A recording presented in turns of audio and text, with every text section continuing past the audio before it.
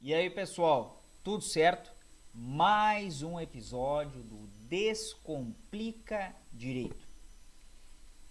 Reconhecimento pessoal. Temos outros vídeos, conteúdos aqui no canal tratando sobre isso. E cada vez mais é urgente que se fale sobre o reconhecimento pessoal no processo penal. Por quê? Bom, vamos ver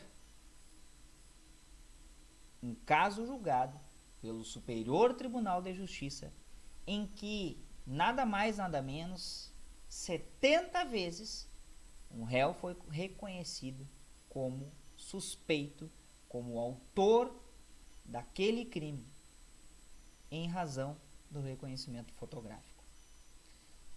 Vamos ver a partir de agora. STJ manda a Justiça do Rio de Janeiro reexaminar violação sistemática em reconhecimento pessoal.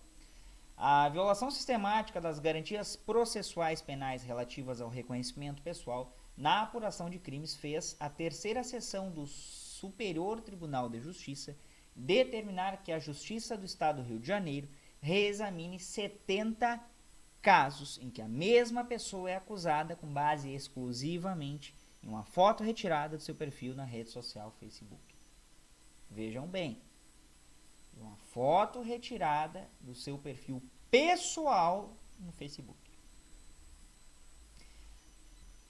A ordem foi concedida em julgamento de habeas corpus e o réu, um homem preso desde 2020, é alvo de 70 inquéritos por crimes em 5 cidades fluminenses, os quais já originaram 62 ações penais e 11 condenações, sendo 4 delas com o trânsito em julgado. Em todos esses casos, a autoria do crime foi comprovada exclusivamente por reconhecimento feito por foto pelas vítimas em datas posteriores aos crimes. As forças policiais não produziram outros indícios que pudessem incriminá-lo. A postura ofende a jurisprudência mais recente sobre o reconhecimento pessoal, que inclusive é tratado aqui no canal. O caso foi identificado pelo Instituto de Defesa do Direito de Defesa, o IDDD, e levado ao STJ em parceria com a Defensoria Pública do Rio de Janeiro.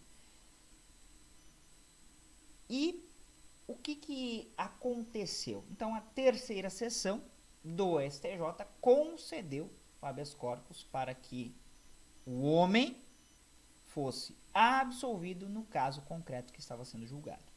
E estendeu a ordem para soltar o réu e determinar que juízes e tribunais reexaminem os demais 69 processos ou inquéritos, sob o ponto de vista de checar se a acusação segue a mesma dinâmica falha baseada apenas no reconhecimento por fotografia. Nos casos já transitados em julgado, a ordem é para que os juízes da execução façam o mesmo. Nesse caso, o caso do homem carioca, alvo de 70 procedimentos penais, chamou atenção porque, até começar a ser reconhecido por fotos, ele trabalhava como porteiro de um estabelecimento sem quaisquer antecedentes da prática de crimes.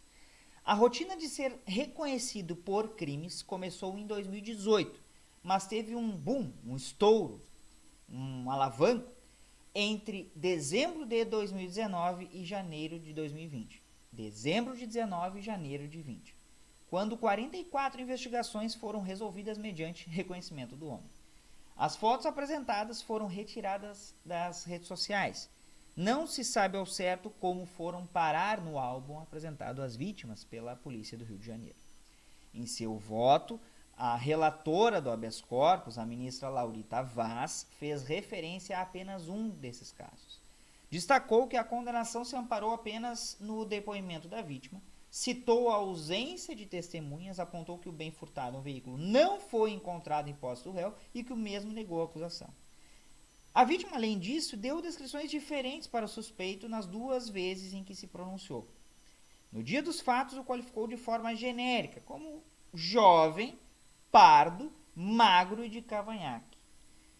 15 dias depois, o qualificou como negro, 1,70 m de altura, aparentando de 20 a 24 anos. Ou seja, alguns termos da descrição foram alterados ou acrescentados ou até mesmo retirados.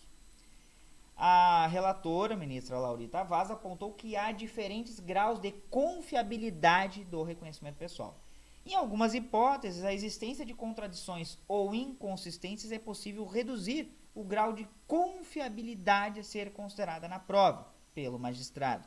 Isso faz com que exista uma dúvida razoável a respeito da autoria delitiva. A absolvição aplicou o princípio in dubio pro reo. In dubio pro reo.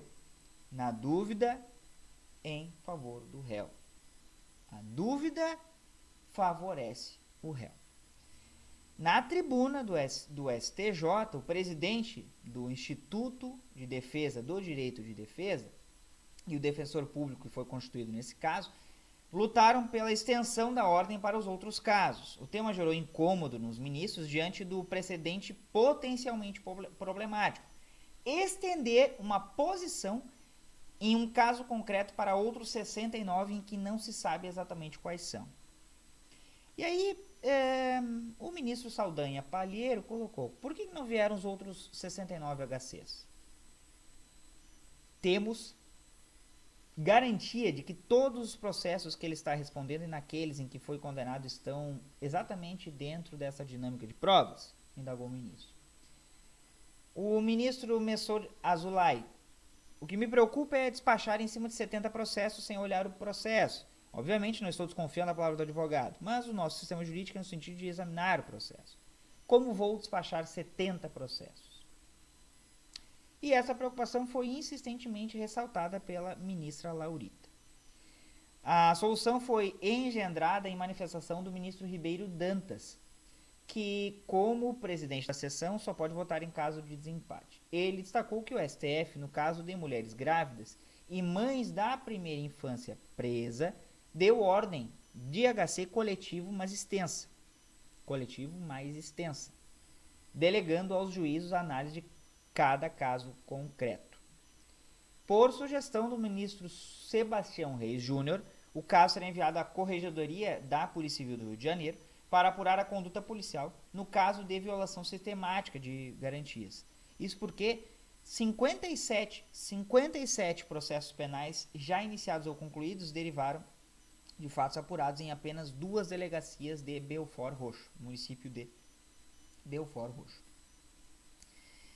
E aí destaca-se que, por exemplo, essa pessoa está presa há 3 anos, o réu nunca foi ouvido pela autoridade policial em nenhum dos 70 procedimentos de que foi alvo. Aí é fácil. Aí é muito fácil. Reconhecimento pessoal, assim, completamente contrário ao 226 do CPP, é fácil. Nunca foi ouvido sequer pela autoridade policial. E o caso sensibilizou os julgadores. E o ministro Sebastião Reis Júnior, por exemplo, disse que o problema do reconhecimento tem sido tratado com certo descaso e lamentou a atuação do MP nesse caso. A quem caberia avaliar se as provas foram realmente bem produzidas ao receber o inquérito.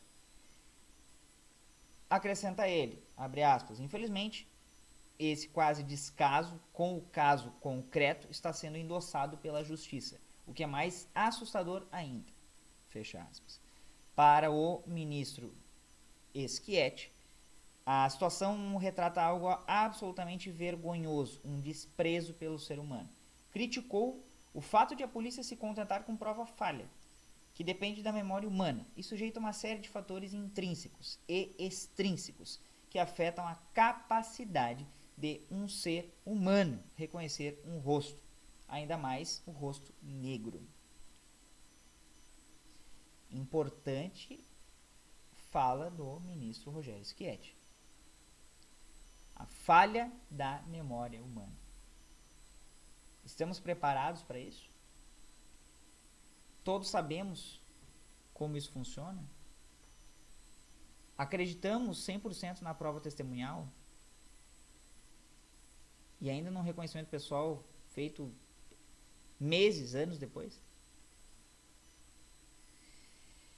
E acrescenta ainda o ministro Schietti que porque em roubo somente esta prova gera condenação, no caso o reconhecimento pessoal. Porque são pessoas pobres, invisíveis, sem recursos para custear uma boa defesa, são sortudos os que têm a Defensoria Pública para trazer esses casos, mostrando o que acontece não só no Rio de Janeiro, como em todo o Brasil. Fecha aspas, afirma o ministro Rogério Schietti. HC, para consulta, se tiver interesse, é o 769-783, habeas corpus 769-783. E com certeza, não é só no Rio de Janeiro. No Rio Grande do Sul temos e muito isso.